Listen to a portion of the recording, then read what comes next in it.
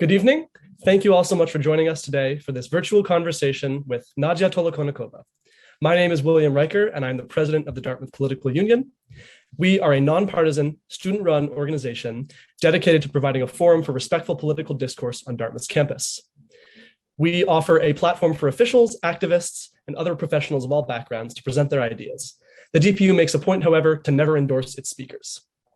We'll be taking live questions during the latter part of this event, so if you would like to ask a question to Ms. Tolokonnikova, please type it into the Q&A box at the bottom of your screen.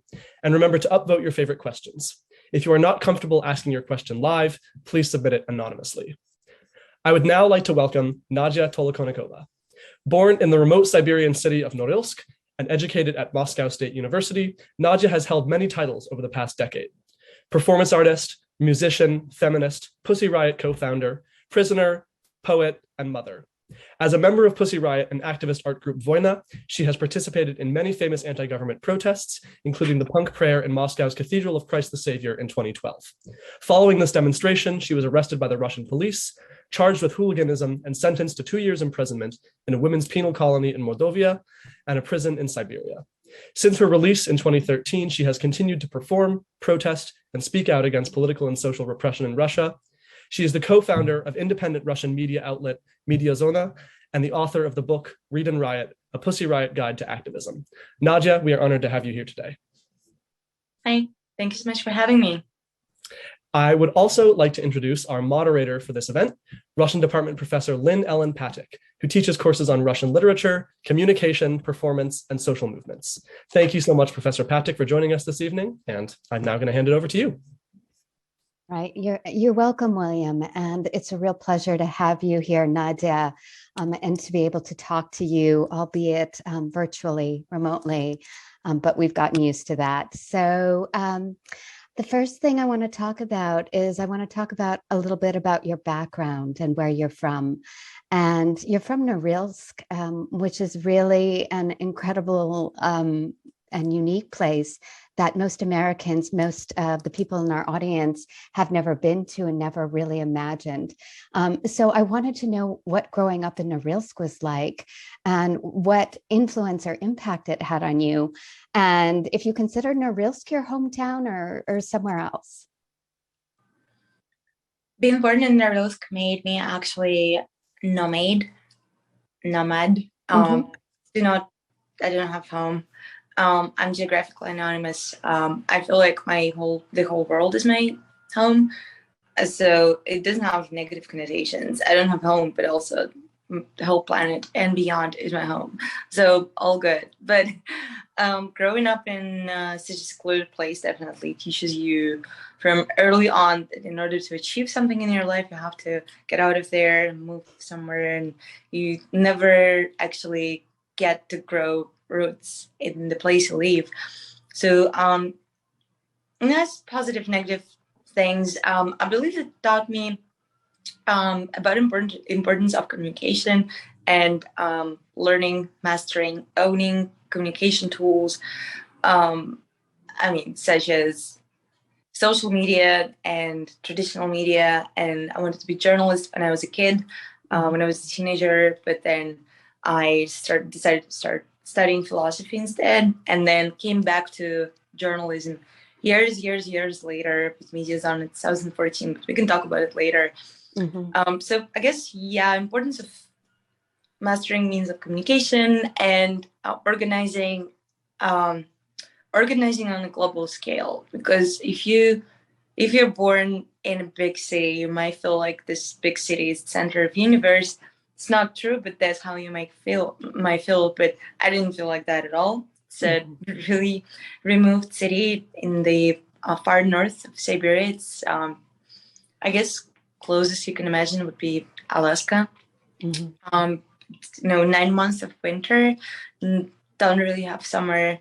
And sometimes it's dangerous to get out of the house. So every morning, when you're about to go to school, you call this special telephone number, and they tell you that if you're a student from 1st to 7th grade, you didn't go to school today. And it happened a lot just because conditions, like weather conditions, are too dangerous, and sometimes the wind is so strong, so buses are really literally flying and killing people.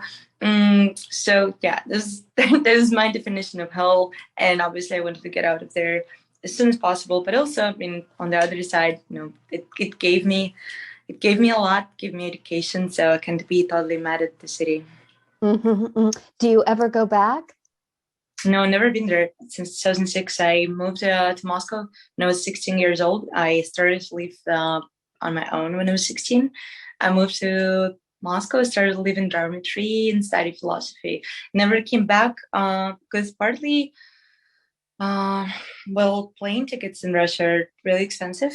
It's much more expensive than, so sometimes even going from Moscow to my home city of Norilsk could be more expensive than flying from New York to Moscow. So are your parents still there? Yeah, I'm trying to convince them to get out of there because together with like combined with the war and just, it's like right now Russia is in a really, really tragic place. And I wasn't a big fan of my mom wanting to live in Norilsk before that, but right now I'm convinced that they should move out of there. But people get used to places and they don't want to move. I'm convinced that the conditions in that city, including environmental conditions, it's not only about weather, it's also about higher risk of oncological disease and other kinds of lung diseases, because nobody cares. Like Russia is a really, really corrupt place, so nobody really cares about the environment. People care mostly about extracting wealth. Like our particle of 1% is particularly tiny, and they particularly do not care about environment or anyone else because they have their private villas in Switzerland and Miami, and they don't really care about how people live in Russia or specifically in places like my home city. Yeah, so it seems like the greatest impact it had on you was it's sort of inspiring you to leave, and I guess. So, all right. Not really. I mean, I couldn't say. It taught me how to be an environmental activist. I started to. I cared about feminism since I was a kid. Then, when I became 10, 11, I started to dig into why the snow in my home city is black. So it's something that you're never gonna do in your head. So even if you move out to a place that is better environmental conditions like Moscow, I mean, it's like still not ideal. It's like it's pretty bad as well. But still, growing up, I was thinking about doing environmental tourism to my home city. I knew that I'm going to move somewhere else, but I wanted to bring people from all over the world to just show them what's going to happen with our planet Earth if we're not, if we will just continue doing whatever the fuck we do. So then, so much of your work has been this protest art. Have you ever, we know Pussy Riot better for sort of protesting Putin, Russian politics, that kind of thing. Have you ever done environmental protest as well? Or has the focus been, okay. No, but a big part of my personal activism always, it started from writing articles when I was a kid and trying to push them to the local newspaper.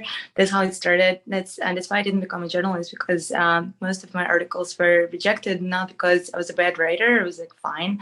And things on, when I would write about zoo or like my school activity or something else, like they would totally publish it, but they would refuse to publish articles on environmental problems. So didn't like that. Realized early on that it's like we do have problem with freedom of speech and freedom of press in my country. So it was all intertwined, and that all led me to protesting against the root of the problem, which is Vladimir Putin.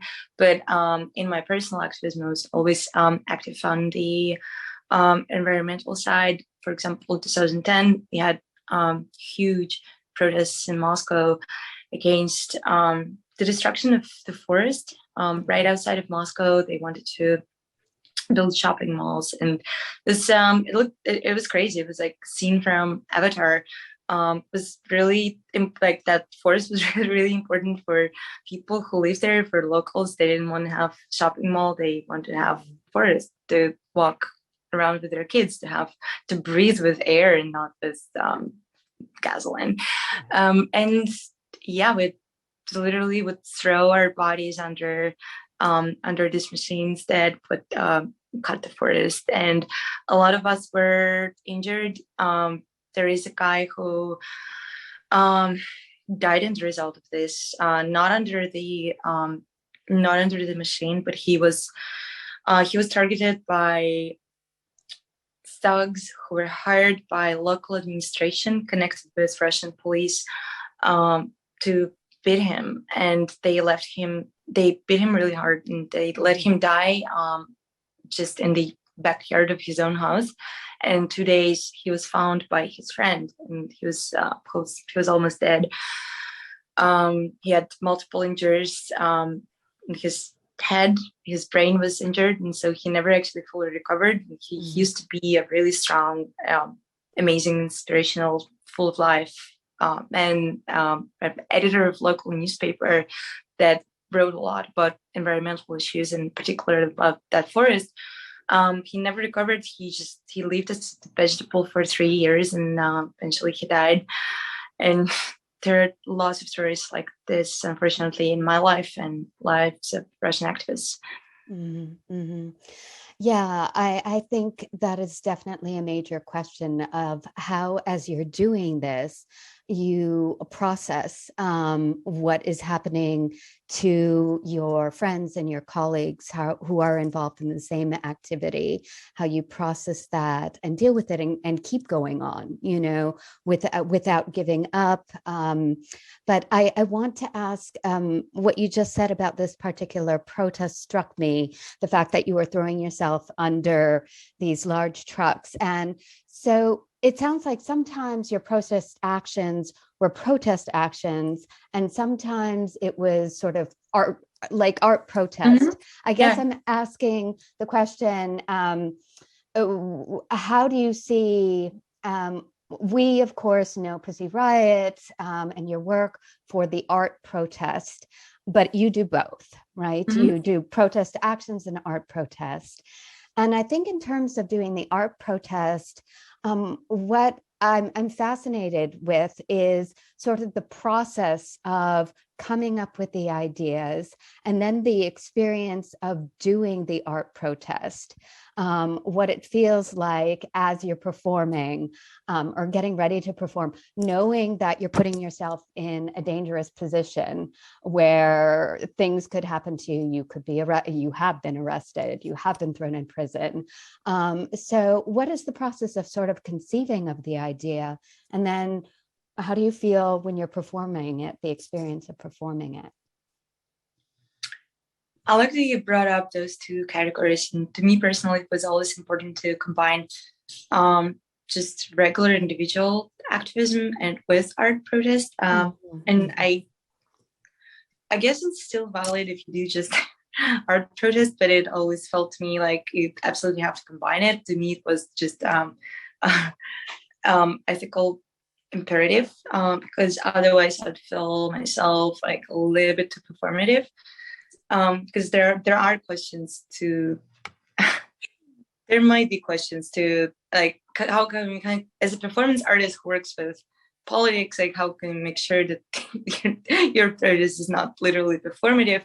And one of the answers to that was like that we're doing big structural and day-to-day not fun organizational work. Mm-hmm. And if you combine both, then kind of gives me an indulgence to also protest through art.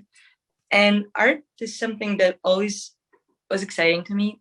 Well, there was not a moment when I decided to be an artist, because honestly, like, I don't think, I mean, for obvious reasons, I do not believe in like romantic definition of art.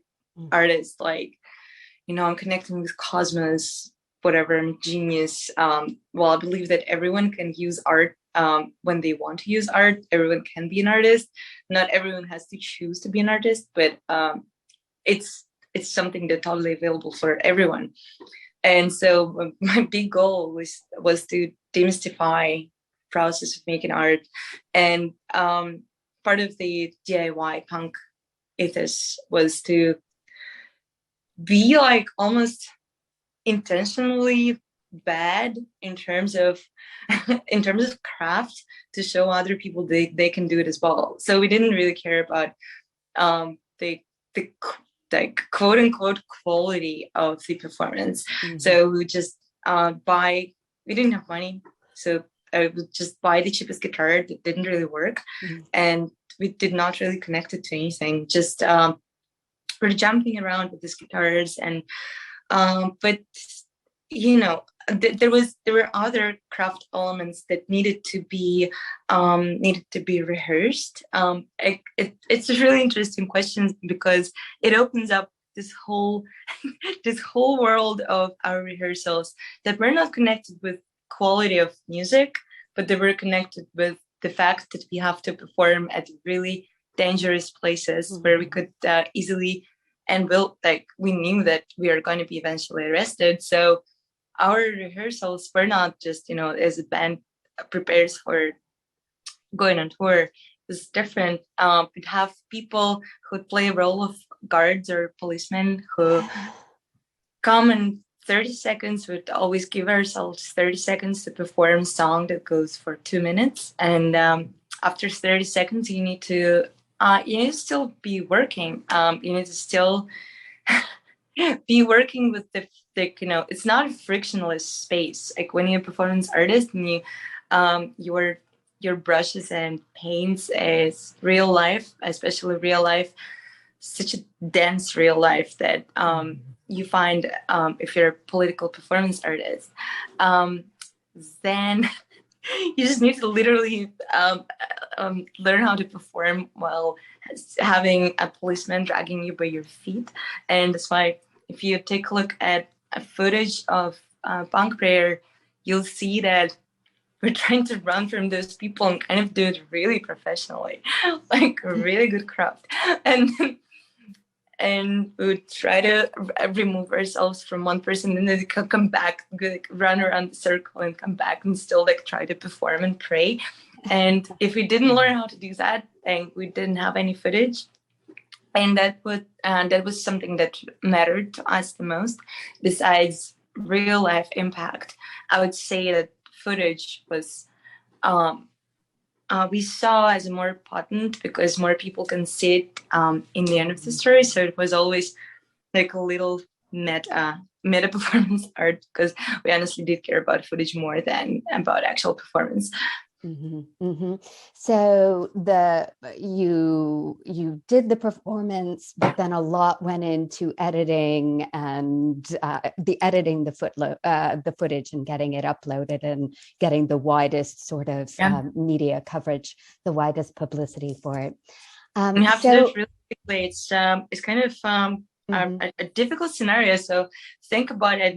Maybe some of you who are in the audience right now, they have experience of making, say, a music video, and you make a music video. It's a really exhausting day usually when you make a music video. So you're already tired, you want to just go to sleep, get drunk with your friends, but you can't do that.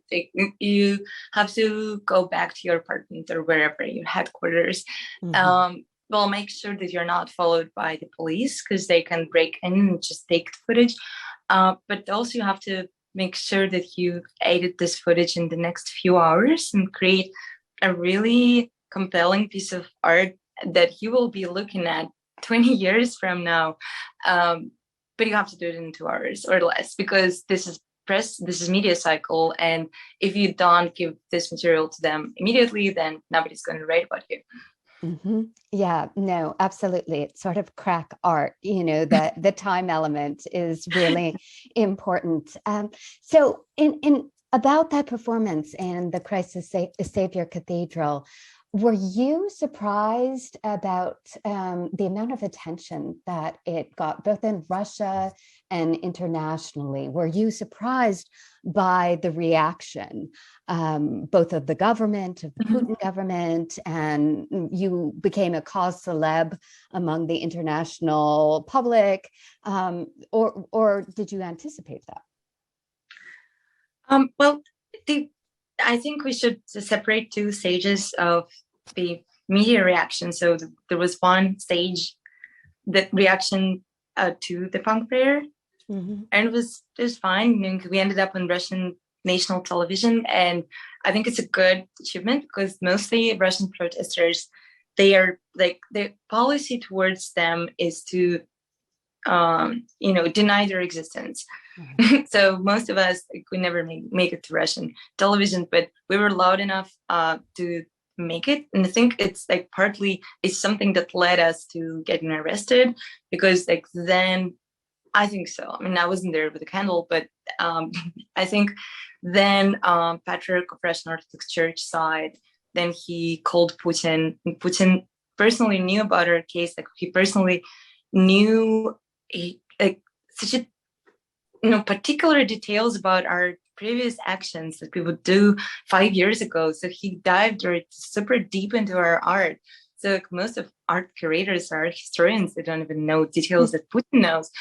And so I think, this is the first stage. And the second stage that you probably refer to is a media reaction on our arrest. So it wasn't particularly about performance, but I think mostly about, the whole body of art that we created before and reaction on our arrest.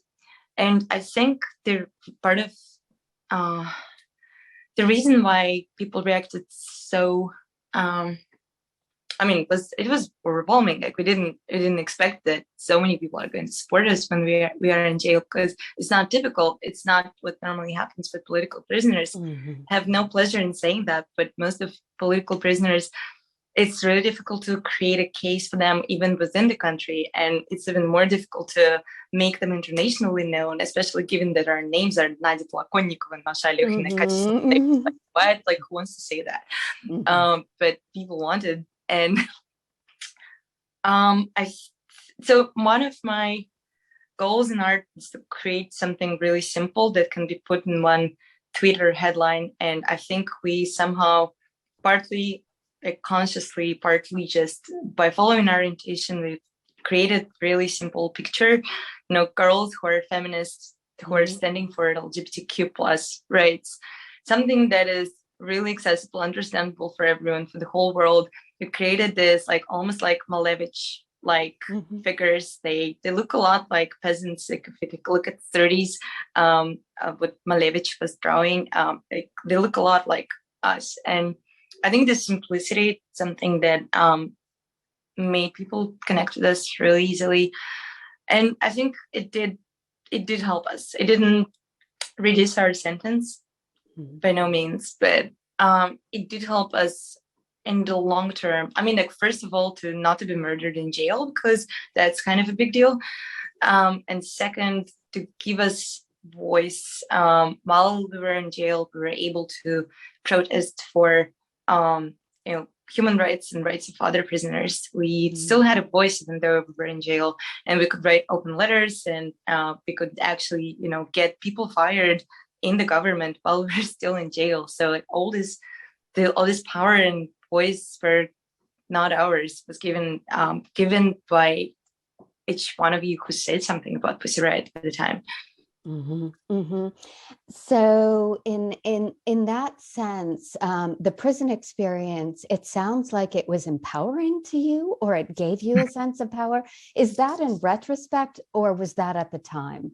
It sounds like it was at the time, but the Russian prison system is really notorious. Going back to the Tsarist era and the Gulag. And so it must have been also a real trial in terms of an ordeal to go through that experience, but also simultaneously or paradoxically to feel empowered. Paradoxically, I thought about it a lot. well, and a lot of writers and philosophers wrote about it, the idea that somehow on the opposites of social ladder, somehow person who is on the bottom of a social hierarchy, sometimes they become almost as powerful as the king. I think I read it, like this particular phrase in the Los Guattari book, and I somehow got it inside jail. Like really helped me a lot. And I was also reading Foucault and Zizek, so like all those guys, like, it was really difficult to bring them in. But and obviously, like all people like, Yulia Kristeva and Judith Butler, they were out of the question because they're not really translated in Russian, and you cannot pass any books that are in foreign language because the prison censor cannot read it. It was just terrible. I mean, like, it was absolutely disgusting. The prison system in Russia never really reformed itself since Gulag. So things that you read in Shalamov or Solzhenitsyn books, a lot of those same principles, they're being applied today.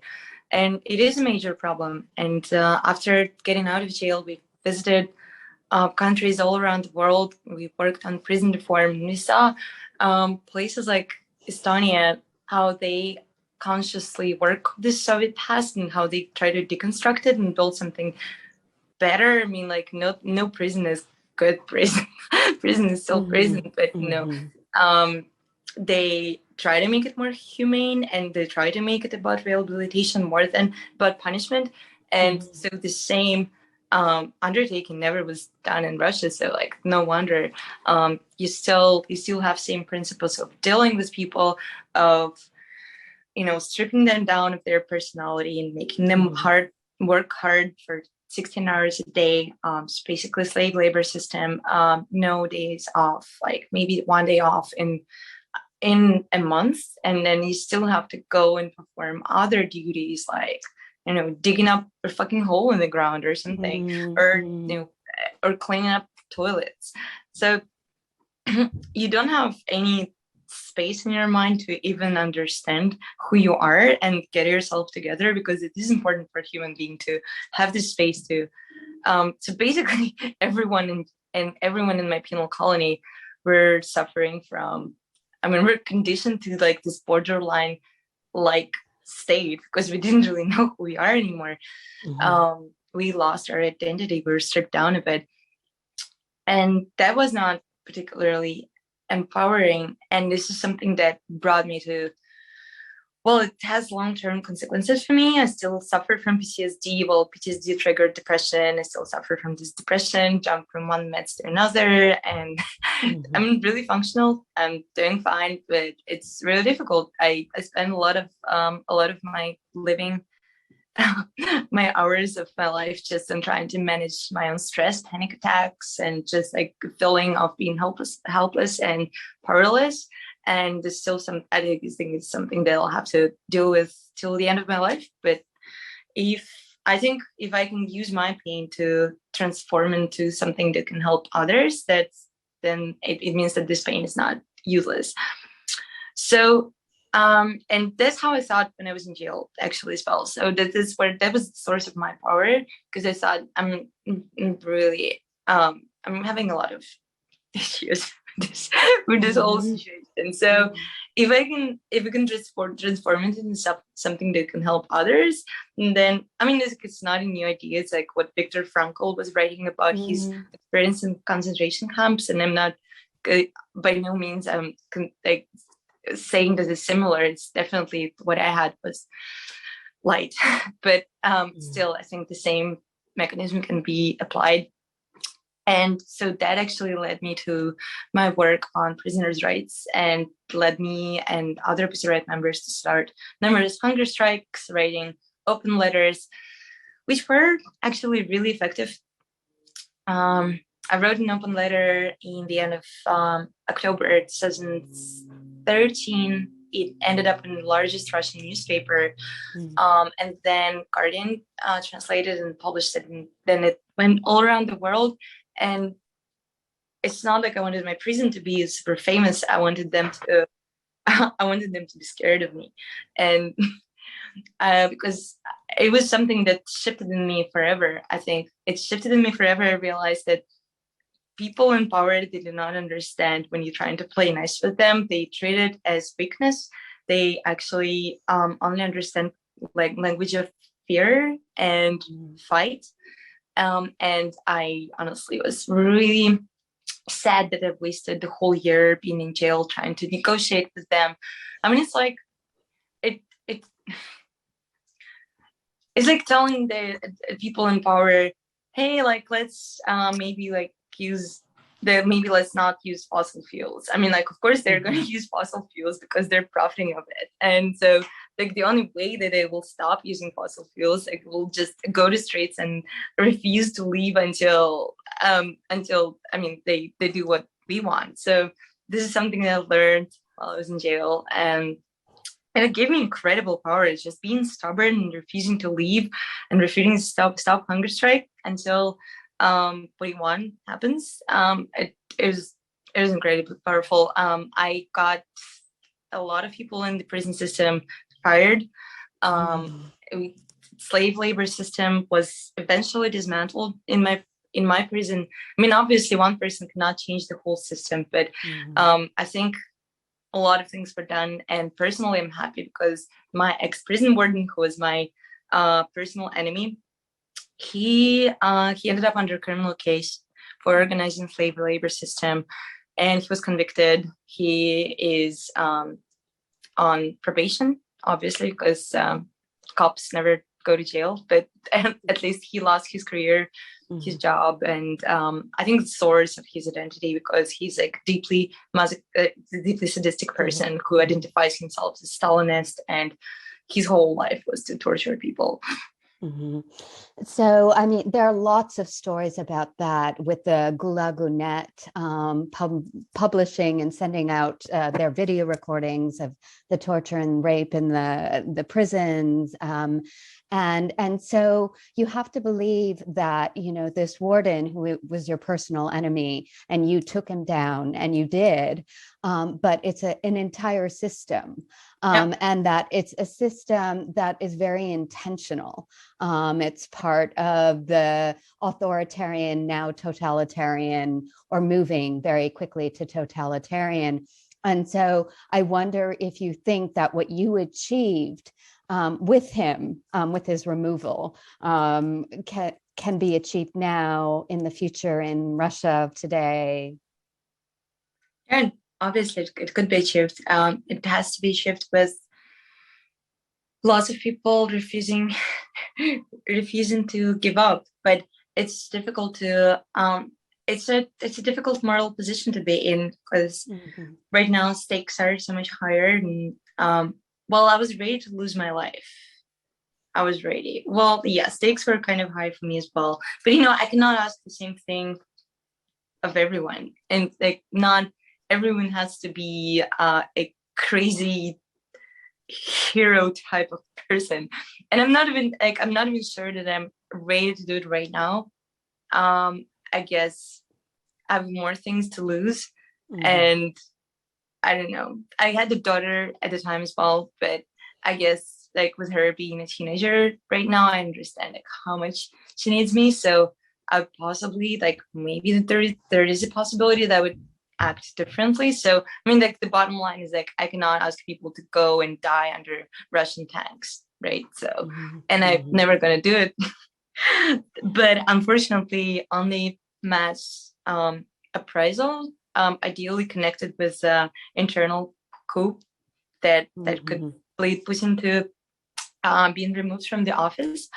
And I think actually like what I mean, I'm not a prophet or a political scientist, but what I think Putin actually digging his own grave right now, unfortunately harming and slaughtering a lot of people with him.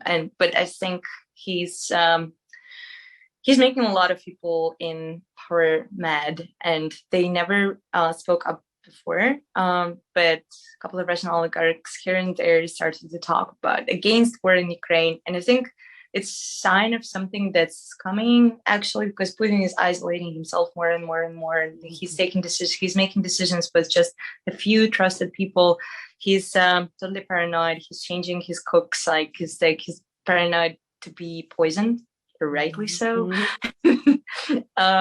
And I think like if he makes this war, he really long that it will deplete resources of Russia and like make us isolated from the whole world. And honestly, no one wants that. And before that, Putin could promise us stability and economic growth. He's not promising it to anyone anymore. So even people who do care, like honestly care just about money and living life comfortably, they have all reasons to hate Putin as well. So yeah, I believe he's digging his own grave now.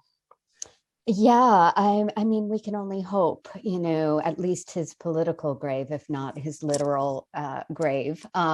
So I guess I wanted to end with this quote that I had found in your book, in your Read and Riot, Pussy Riot Guide to Activism. And you have a lot of beautiful sort of ideas and lines in there. And one of them is about Russia. Yeah, is about Russia. You describe Russia in a way that maybe most Americans don't imagine it, but you say Russia is a dangerously beautiful country full of mind-blowing, creative, and dedicated people, and its kleptocratic government. And so you touched on it just a minute ago, but I wanted to know what you think that the future for these people may be, and what kind of protest would be effective in Russia right now. I mean, given the fact that you described the effects of being arrested and imprisoned on you, right, and how serious and ongoing they are. So what can people do to protest? And what is their choice, if their choice is between being imprisoned or being forced to emigrate? Can you imagine that there will be this beautiful Russia of the future that Russians will be able to return to anytime soon? Is that within reach? Lots of Pussy Riot members and members of Media Zona, this media outlet that I founded, and members of Navalny team left Russia. It's interesting how people's attitude changes to this. Like, it was frowned upon even 2 or 3 years ago. The consensus in our activist community was that we have to stay and fight within country, but I think it's only for like little kamikazes, like Masha Alyokhina, who my colleague in Pussy Riot, she's not refused to go to jail, and like she's constantly being arrested. She spends maybe 15% of her living time outside of jail, and has multiple criminal cases, and she's being abused by police and government's agents like on a daily basis. But she refuses to leave. She says it's my country and don't want to leave it to Putin. But as I said, you can ask for this type of behavior the whole country, and I understand those who decide to leave, and I think it's a valid choice. You can still do a lot. We have global network and global media system, and we can still organize and be really, really helpful for Russia and for Russians. I believe that we can build beautiful Russia of the future. It's going to be so much more difficult after Putin started this war, because it's difficult to be a Russian person, even for my daughter who's 14, but she experiences. She loves Russia. She loves Russia more than anything, but also at the same time, she's ashamed of being Russian. So if you're somewhere else and, we're being asked by people where you're from, she's like, She doesn't even want to go there. And she's like, I'm from, I don't know, she just invents something. So it's difficult. I feel like if you're ethical Russian person, it's going to take a lot of work and collective work of us as a nation, I guess. Don't like this word. How to say, this imaginary community of Russians. We have to go and help Ukraine to rebuild itself, and like it will take a lot of time. But it doesn't mean it's not possible. I think it's gonna matter really so much. What did you do? What did you personally do while the war was happening? Did you say something? Did you speak up against it? If you think that you can just sit still and do nothing, and then hope that beautiful Russia of the future will build itself, I don't think your reputation is going to be good, because like everything is transparent, like for better or for worse these days. It's quite clear. What have you done personally at the day when Putin started war in Russia? And if you even spoke up once, did something that doesn't require so much risk, it's still important. It's still important to do this one thing, and you will see how one thing leads to another. Just, I guess, refusal of staying away and being bypasser and saying things like things are not clear. It's not clear what's happening there. I cannot take sides. Mm-hmm. No, you definitely can take sides, and you should. Mm-hmm. Yeah, thank you, Nadya. I know from William that we're going to switch over to the Q&A from the audience right now. So he will be leading that, and I'll see you later. Thanks. Thank you so much. It was a really great conversation. Thank you. Thank you so much, Professor Patyk. And Nadya, we're now going to be moving into the audience Q&A section of the event. And the first question we have is from Lisa Petrov. So what we're going to do is we're going to ask you to, we're going to unmute your audio, and you're allowed to ask the question yourself. So Lisa, would you like to ask your question? Sure. I can just read you what I have. So I'm first generation here in the US. My parents came, my dad came right before the Soviet Union collapsed, my mom like a few years after. The rest of my family is all still there. We also have some family in Ukraine that we've now just gotten them out. So they're living with us, so they're okay. But the war has been particularly tough just because my family that's still over there has just completely different reality and conception of truth. And it's funny because my grandma still lives with us. And when I come home, I'm not at home right now, but I come home and I hear the Russian television. She just watches like Первый канал, like that kind of stuff. And it's like, wow, you have a completely different sense of what is true and what isn't. And so we kind of got in a fight with the family in Russia over just like, you know, arguing about the war. And ultimately, I think my family kind of decided to be like, okay, we're not going to talk about it. So and people always ask me, you know, why don't you just like tell your family the truth? Like, why don't you talk to them? And it's been tough for me and my family to sort of balance preserving family ties and preserving that connection, but also sort of standing up for what we believe in and then maybe trying to get some truth over there. And so I'm wondering if you've experienced the same with your family or sort of what your thoughts are on that. All my immediate family are all on the same page. Don't really have people who believe Russian propaganda. And members of my not immediate family, they do believe Russian propaganda, but I kind of don't care. I mean, you know, whatever. If you want to believe, Putin's lies, like you feel free to do that. My mom still tries to convince them, but I have like little patience for that. Right. Thank you so much, Lisa. I believe our next question is going to be coming from Camila. I apologize. I'm not going to try and butcher anyone's names. So if Camila, if you'd like to unmute yourself and ask your question. Sure. Hi. My question was, what are your thoughts on using the human body as a form of protestation? So how effective is it when authority figures do not respect the body, as in the case of a young man who lost his life in the environmental protests, and in a more internationally seen sense of the journalists who were poisoned by Putin's agents? So like, what does the body mean in Russia? Well, I don't know, like, is it like somehow it's like a philosophical question, or, I mean, like, the body is something that can be murdered in Russia, I guess. Like, so can you help me to understand what's the question? Yeah, I was thinking in a more like philosophical sense of how can the protestation be effective if it is using something that is seen as disposable by the state? Mm-hmm. Well, I mean, I have a hard time with having like any sort of philosophical like read of things when my friends are getting murdered, and I've been criticized a lot for that, but I do not really care. Just had this conversation with a friend of mine who's an art journalist. He started to talk with me about like all that.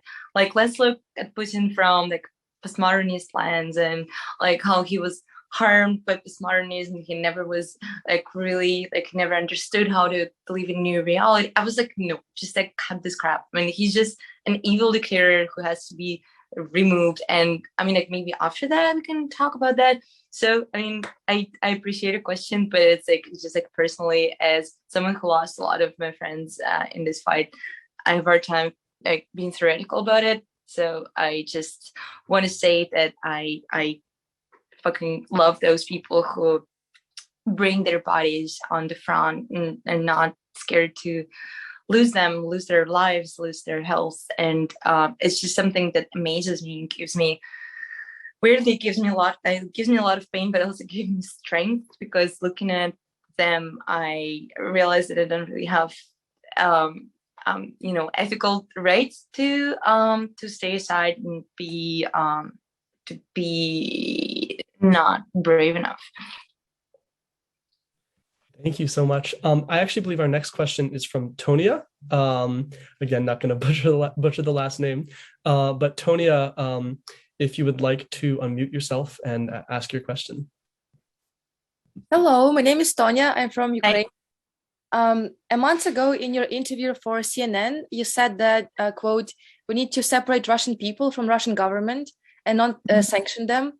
Has your opinion changed since March 2022 poll, which reported that 71% of Russians support war in Ukraine?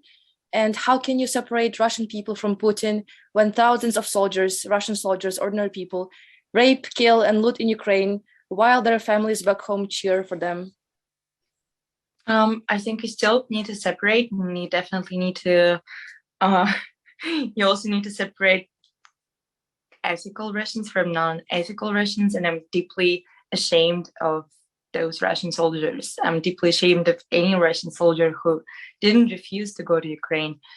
I still believe that Russia has a future, and that we need to give benefit of a doubt to Russian people, because otherwise you're gonna just condemn the whole country. It's counterproductive, because otherwise, if you're going to be condemned by the whole international community, it means that you have nowhere to go, and the only place you can go is Putin, and he's the only source of power and the only source of protection that you have.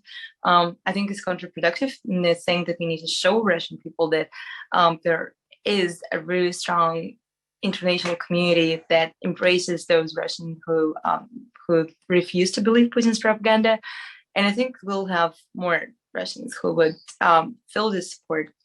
And the reason why I'm saying that, because imagine living in Russia, actually living like almost a totalitarian state where you can go to up to 15 years for even calling the war.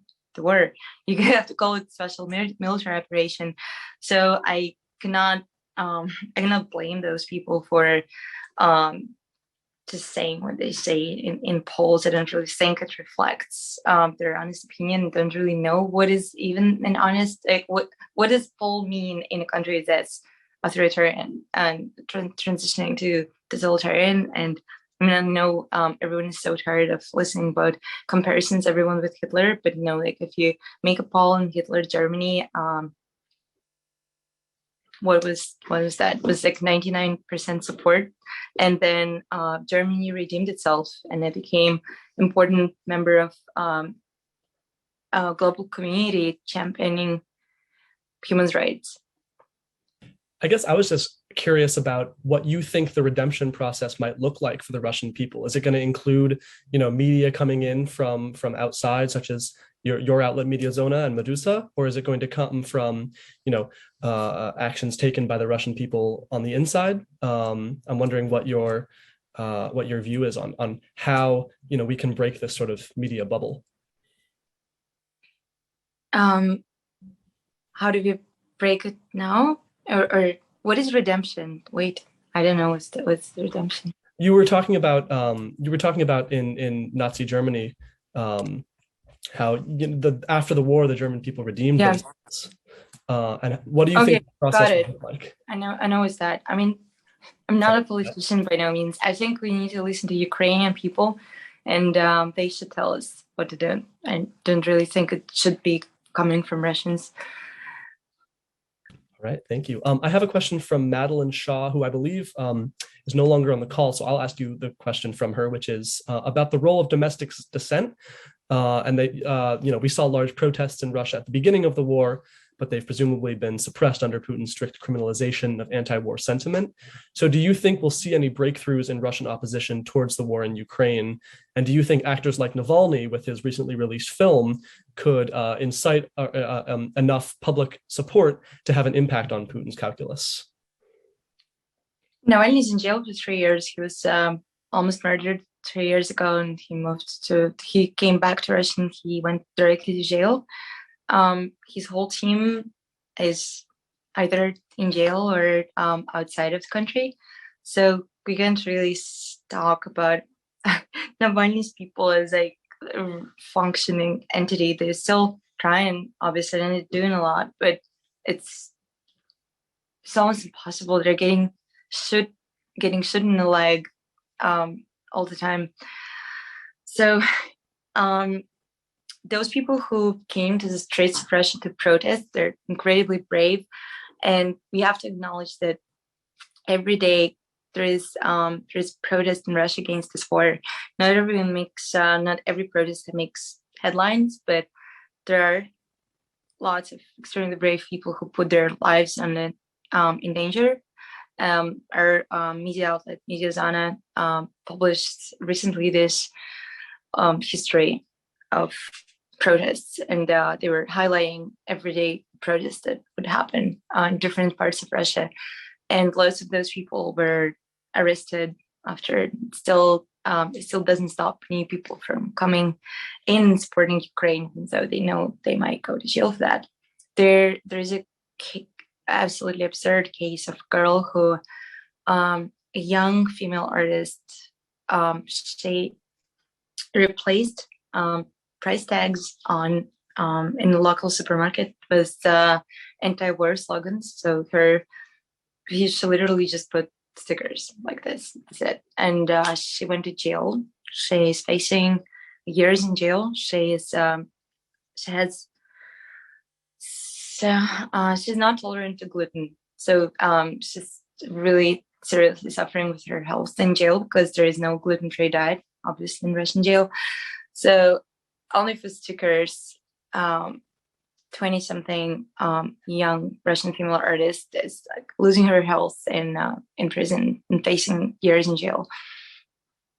Yeah, I've also heard stories of people who just hold up blank pieces of paper or blank signs who get arrested as well. So it's a difficult situation. I had a question from an anonymous attendee, and so I'm going to read it out to you, which is, some people say that the defense used in your trial after the punk prayer was leaning into sexist notions or assumptions that could be used to undermine Pussy Riot's message of feminism. Did you have much say in how your defense was built for that case? And if so, how is that reconciled with the values that Pussy Riot seems to stand for? I mean, our lawyers were kind of shitty, so we changed them after we were convicted. I didn't have any contacts of lawyers or any understanding of what a good lawyer is, and I think it's good. It's a good role. Ever since I was released from jail, we started this organization that's called Zona Prava, Zone of Justice, and we work in partnership with Agora, which is one of the best Russian legal help offices that provide help to protesters all around Russia. And those are lawyers who switched from our initial ones, but we didn't have any experience or knowledge, so just jumped in bed with first ones who said want to support you, and they were pretty shitty.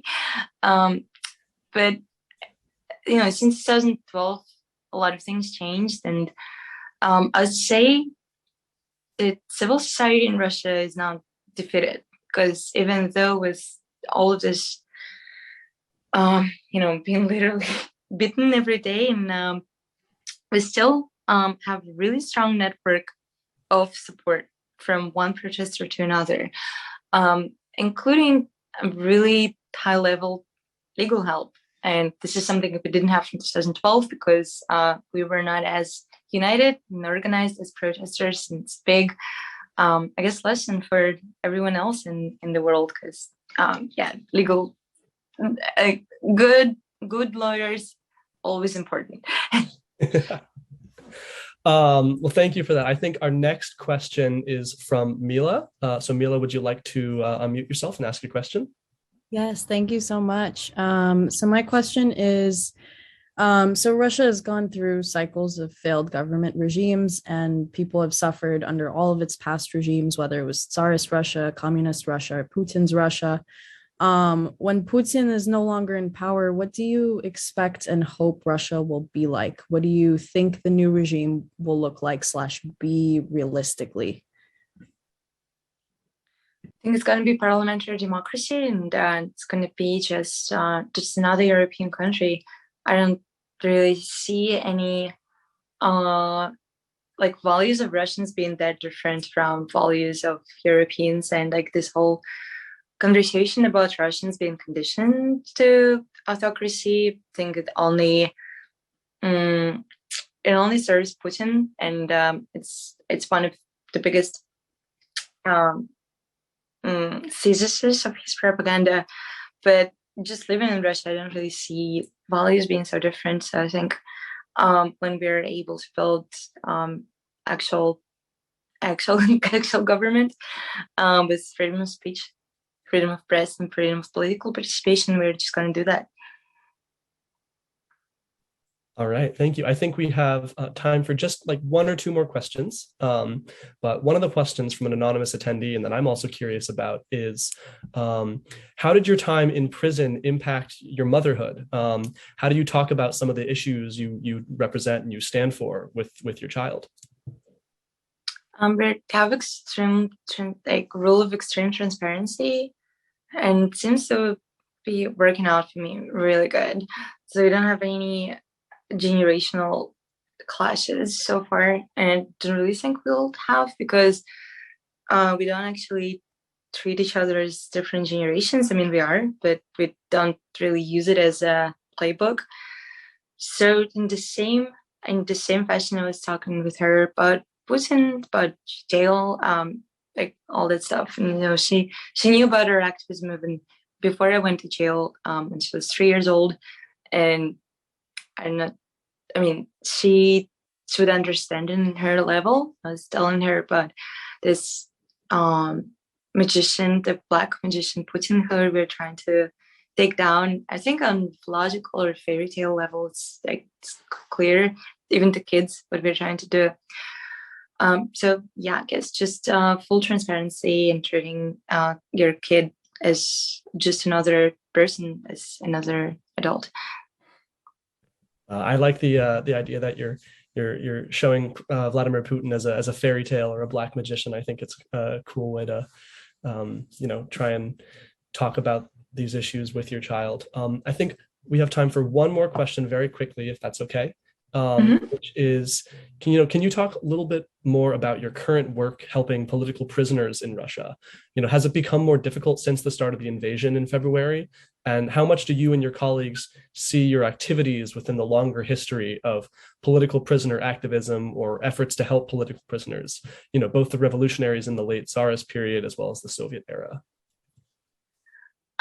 Now, realistically, I'm helping just with money, with providing lawyers, providing money to families of prisoners to hire lawyers when it's needed, and money for food and all the stuff that person might need in jail. And another side of that is media coverage that we do through Media Zana. It's really important to keep information accessible, keep information, and always make sure that a person is not just rotting in jail for nothing. They want their voice to still be heard, and that's what we do with our media arm. should say two main allies, supporting actually physical health of a person and their physical survival. Another part is like making sure that they're still heard, even though it's definitely becoming increasingly difficult, partly because people don't really want to talk about anything else but the war, and I totally understand them. All right, thank you so much. Unfortunately, I believe that is all the time we have for today. So I would like to thank Professor Patyk for moderating this event, as well as Nadya once again for joining us this evening. I also want to thank the DPU Executive Council and ambassadors for their amazing work putting this event together. And finally, I want to thank all of you for attending this event. If you are interested in learning more about the DPU, check us out at thedpu.org or on our YouTube or Instagram pages. Our handle is @thedpunion. And although the DPU events are free and open to the public, if you'd like to support the DPU's mission with a donation, please reach out to us by email at dpu@dartmouth.edu. Thank you all once again, and have a great evening.